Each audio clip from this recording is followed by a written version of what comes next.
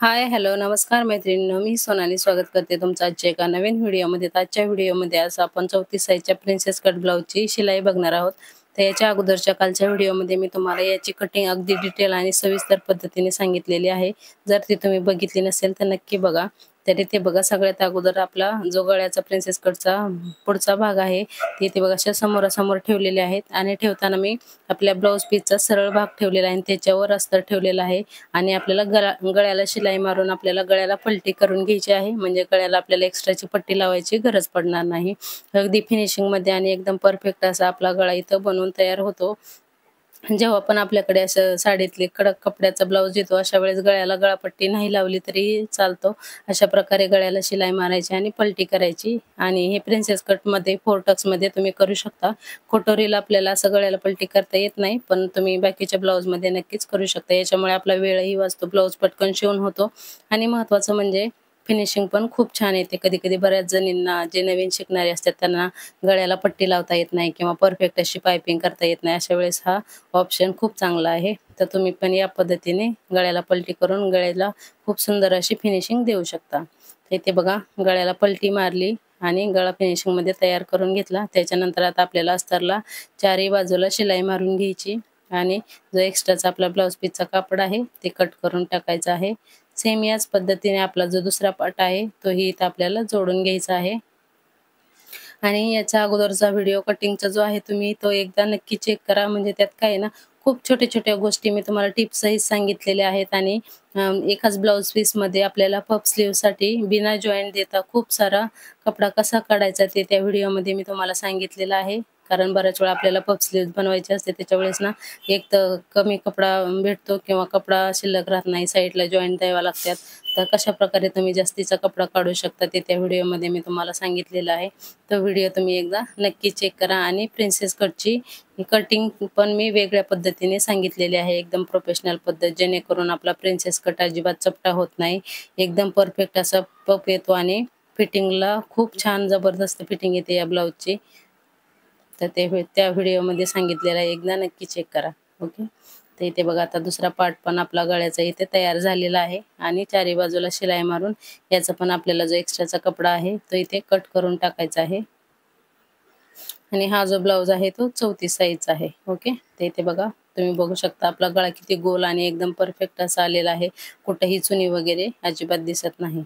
आता इथे बघा, दोन्ही भाग तयार झालेत. त्याच्यानंतर आपले जे साइडचे प्रिन्सेस कटचे पार्ट आहेत ते आपल्याला असे समोरासमोर ठेवायचे आणि जोडून घ्यायचे.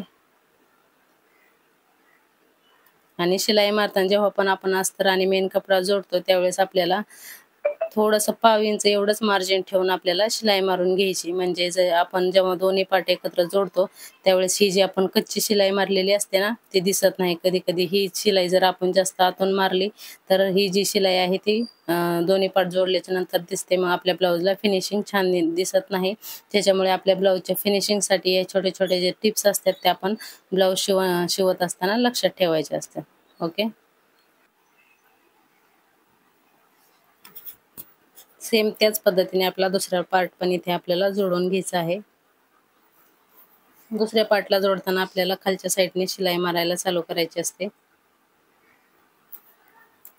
तर इथे बघा, आता चारही पार्ट आपल्या इथं जोडून झालेले आहेत. आता आपण जोडूया. आता प्रिन्सेस कटचा पार्ट जोडताना नेहमी आपल्याला खालच्या साईडने जोडून घ्यायचा. म्हणजे खालच्या साईडने जोडल्यामुळे जो आपला पफ आहे तो व्यवस्थित राहतो. कधी-कधी आपण वरच्या साईडने जोडलं तर दोन्ही जे पॉइंट असतात ना आपले बस पॉइंटचे ते कमी जास्त खालीवर होतात. त्याच्यामुळे आपला ब्लाऊज जो आहे तो फिटिंगला व्यवस्थित बसत नाही. त्यामुळे जेव्हा पण आपण प्रिन्सेस कट जोडायला चालू करू तेव्हा नेहमी खालच्या साईडने जोडायला चालू करायचं. जरी मुंड्याच्या साईडला आपल्याला थोडंफार कमी जास्त झालं तरी आपण तिथं कट करून घेऊ शकतो. तर इथे बघा, एकदम परफेक्ट असं पफ आलेलं आहे. तर दोन्ही पार्ट मी सेम याच पद्धतीने जोडून घेतलेले आहेत. आता आपल्याला हुक आणि लुकाची पट्टी जोडायची आहे. तर हुकासाठी मी इथं 1.5 इंचाची पट्टी घेतलेली आहे आणि लुकासाठी इथं मी 3 इंचाची पट्टी घेतलेली आहे, बघू शकता. तर इथे बघा, हुकाची पट्टी आपल्याला ब्लाऊजच्या सरळ बाजूने लावायची असते. ते इथे बघा, एक शिलाई मारून घेतली. त्याच्यानंतर आता गळ्याला आपण पलटी केलेलं होतं. आपल्याला इथं पट्टी किंवा पायपिंग वगैरे काहीच करायची नाही. त्याच्यामुळे कपडा जो आहे तो आतल्या साईडला आपल्याला फोल्ड करून घ्यायचा आणि नंतर दाब शिलाई मारून घ्यायची. त्याच्यानंतर ब्लाऊज आपल्याला उलटा करून घ्यायचा आणि परत एकदा किनारीला दाब शिलाई मारून घ्यायची आणि साईडला पण आपल्याला एक शिलाई मारून घ्यायची. खूप छान फिनिशिंग येते. अजिबात आपला ब्लाऊज फिनिशिंगमध्येही बिघडत नाही आणि फिटिंगमध्येही बिघडत नाही. आणि तुम्ही बघू शकता ब्लाऊजला पफ किती छान आलेला आहे. या ब्लाऊजची फिटिंग जबरदस्त येते. या पद्धतीने तुम्ही एकदा नक्की ट्राय करून बघा. आता आपल्याला लुकाची पट्टी लावायची आहे. तर लुकाची पट्टी जोडताना आपल्याला उलट्या साईडने जोडायला चालू करायची, म्हणजेच की अस्तरच्या बाजूने जोडायला चालू करायची. एक शिलाई मारून घ्यायची आणि वरचा कपडा जो गळ्याच्या साईडला आहे तो आतल्या साईडला फोल्ड करून दाब शिलाई मारून घ्यायची. त्याच्यानंतर ब्लाऊज आपण सरळ करून घ्यायचा आणि ते बघा एक थोडंसं फोल्ड करायचा आणि नंतर आपल्याला परत एकदा डबल फोल्ड करून अर्धी पट्टी जी आहे ती बाहेरच्या साईडला ठेवायची आणि शिलाई मारून घ्यायची.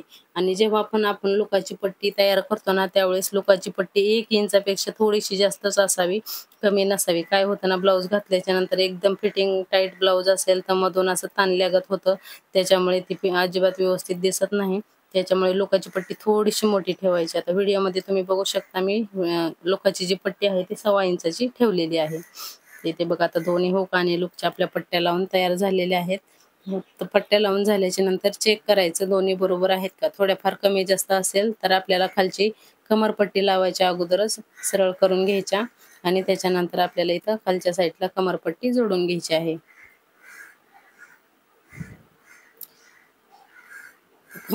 कमरपट्टीसाठी मी इथं 1.5 इंचाची पट्टी घेतली होती आणि इथे बघा एक सरळ शिलाई मारायची आणि नंतर दाब शिलाई देऊन पूर्ण पट्टी आतल्या साईडला घेऊन आपल्याला इथे शिलाई मारून घ्यायची आहे. आता कमरपट्टी नॉर्मली सगळ्यांना जोडता येते आणि खूप साऱ्या व्हिडिओमध्ये मी अगदी डिटेलमध्ये सुद्धा सांगितलेलं आहे कमरपट्टी कशी लावायची, गळ्याला पट्टी कशी लावायची, सरळ पट्टी आपण कशा प्रकारे गळ्याला फिनिशिंग देऊ शकतो सरळ पट्टीने. ते व्हिडिओ जर चेक केले नसतील तर प्रोफाईलमध्ये जाऊन तुम्ही एकदा व्हिडिओ नक्की चेक करा. खूप साऱ्या महत्त्वाचे असे व्हिडिओ आपल्या चॅनलवर अपलोड केलेले आहेत. तर ते व्हिडिओ तुम्ही एकदा नक्की चेक करा. तुम्हालाही खूप हेल्प होईल. जे नवीन शिकणारे आहेत त्यांच्यासाठी आपण क्लास पण चालू केलेला होता बेसिकचा, म्हणजे पहिल्या दिवसापासून पहिला दिवस, दुसरा दिवस असा बेसिक कटोरी ब्लाऊज, प्रिन्सेस कट ब्लाऊज, फोरटक्स. ते व्हिडिओ जे नवीन शिकणारे असतात त्यांनी एकदा नक्की चेक करा. इथे बघा दोन्ही साईडला इथे आपली आता कमरपट्टी लावून झालेली आहे. तर कसा वाटला आजचा व्हिडिओ मला कमेंट करून नक्की सांगा. आवडला असेल तर लाईक करा, शेअर करा आणि चॅनलवर नवीन असाल तर चॅनलला सबस्क्राईब मात्र नक्की करा. कारण अशा छोट्या-छोट्या आणि महत्त्वाच्या टिप्स मी तुम्हाला आपल्या चॅनलवर देत असते आणि खूप महत्त्वाच्या अशा छोट्या बारीक-बारीक गोष्टी बेसिक अगदी सांगत असते. त्याच्यामुळे आपल्या चॅनलला सबस्क्राईब करायला अजिबात विसरू नका. तर इथे बघा परफेक्ट असा पुढचा पार्ट आपला इथं बनवून तयार झालेला आहे आणि गळ्याची फिनिशिंग बघू शकता आणि गळा पण एकदम परफेक्ट असा बनवून तयार झालेला आहे. इथे बघा अशा प्रकारे हा ब्लाऊजचा आपला फायनल लुक आहे. आवडला असेल तर एक लाईक नक्की करा.